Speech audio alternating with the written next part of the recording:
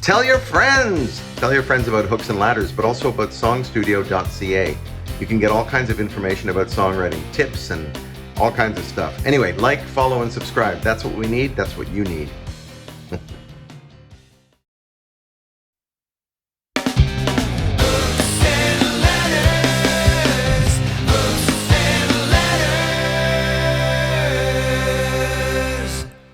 Here's another peek at what we did at SongStudio Online last August. Hope you enjoy.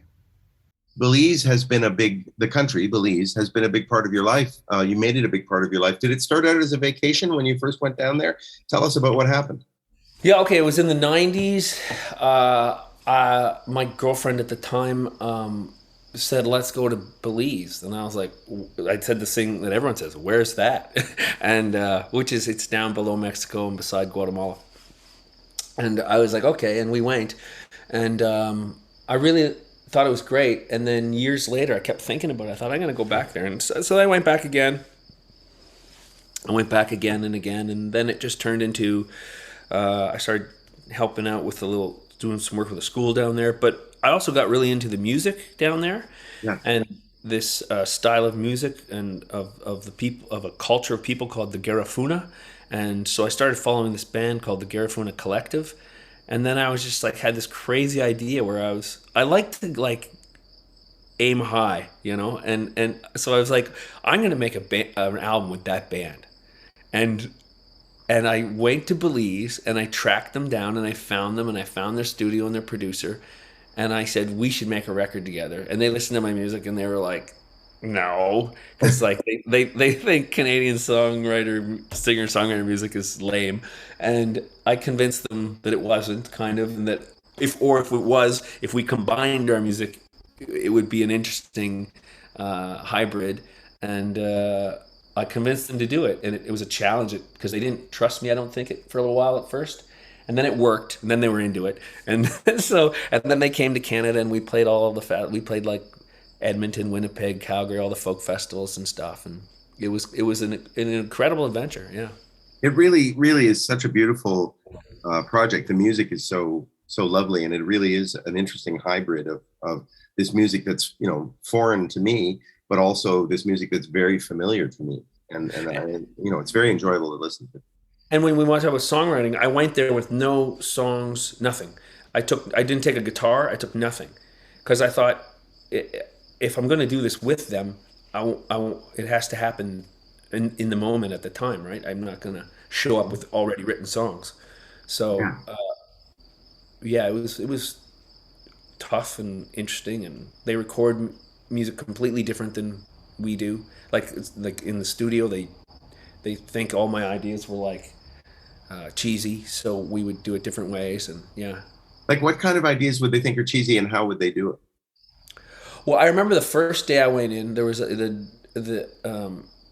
was the producer, and I got there and they gave me a guitar that, like, the joke too was he gave me a guitar that had like 5 strings on it, and I was like, the guitar has 5 strings, and they'd all laugh and go, yeah, well, you better learn how to play your song with 5 strings. That's all there is, right? And I was like, wow, okay.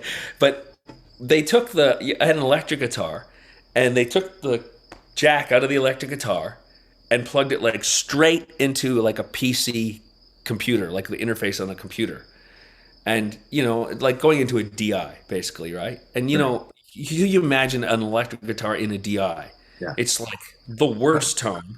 Yeah. And if you are forced to do it, you gotta work hard to make that. Like, you gotta, all of a sudden you're like, holy cow, I gotta play hard to make this have any type of tone, right? Yeah. And so he was like, record, because I had this song. And I said, whoa. I said, let's get a nice amp and a nice mic, and we'll get a nice guitar tone. And everyone in the room started going, they all started laughing. And I was like, what? And the one guy said, okay, Eric Clapton. And I was like, what does that even mean? Right?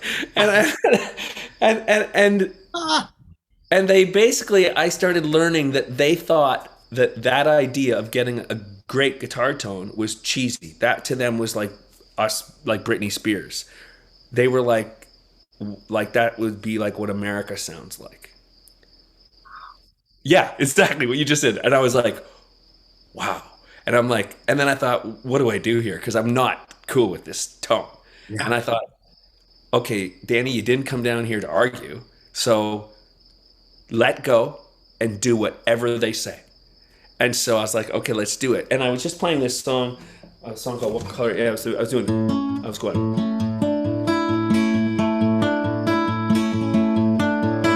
That's the lick I was playing. And so I play it into the computer to a click. And I listen back, it's like, sounds terrible. And I'm like, okay. And he goes, do it again. So it's another track, and I do 2 of them. And I'm like, oh, that does sound cooler. Now it sounds kind of cool. And then they started putting all these big drums, the segunda, it's called, all these drums. And all of a sudden, it sounded unbelievable. And I was like, what is going on? What did you do to my guitar? And I'm like, solo it. And they still just solo my guitar. I'm like, no, that sounds terrible. And they put it back in, and I was like, it sounds amazing. And it was the biggest like recording epiphany of my life, where it was like, all of a sudden I realized, all of a sudden it sounded so unique, or no, authentic. It sounded like it was not recorded in Canada, Right. at a recording studio in Canada. And I'm like, it's because it wasn't. And these bad, like when you listen to music from like African bands from Africa, or like the guys that Paul Simon used, all those little guitars, like when you listen to that music, you think, why does this sound so cool? It's because it's different. It is kind of lo-fi, and the guitar is a little out of tune, and it's all like, right? And it's like, but that's what makes it not sound like, rock radio, right? And so that was very fascinating for me. And to this day, I record DI guitar a lot now. And Wow. Yeah.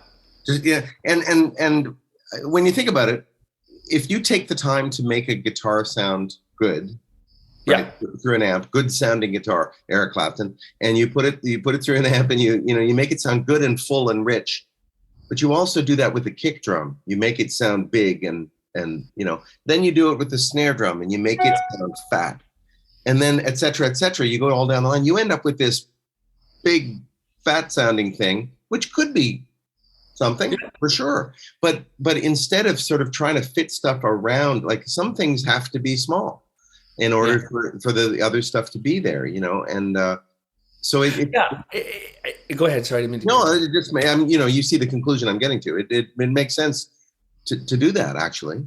Like if you put on the Garifuna record and just hit play, the very first song is that song, and you hear one of the guys laughing. You hear the guy go because he's laughing about this, and then the guitar starts, and it's like DI guitar. It's like sounds bad, but then all of a sudden it comes in and it sounds fantastic. Yeah. Was it in Belize that some other there was a tourist who was convinced you were Ed Norton, the actor? I get that, and I get what's his name more. I just remember you telling me there was a guy who just wouldn't let it go. Yeah. And he was like, oh yeah. That guy. He was like, okay. I get Robert Downey Jr. a lot now too. I can see Robert Downey Jr. Yeah, Robert. I always say before or after rehab, because there was times when he looked good and times when he looked That's right. Yeah, that's right. Thanks for taking a glimpse with us inside the SongStudio workshop from last August. Stay tuned for more.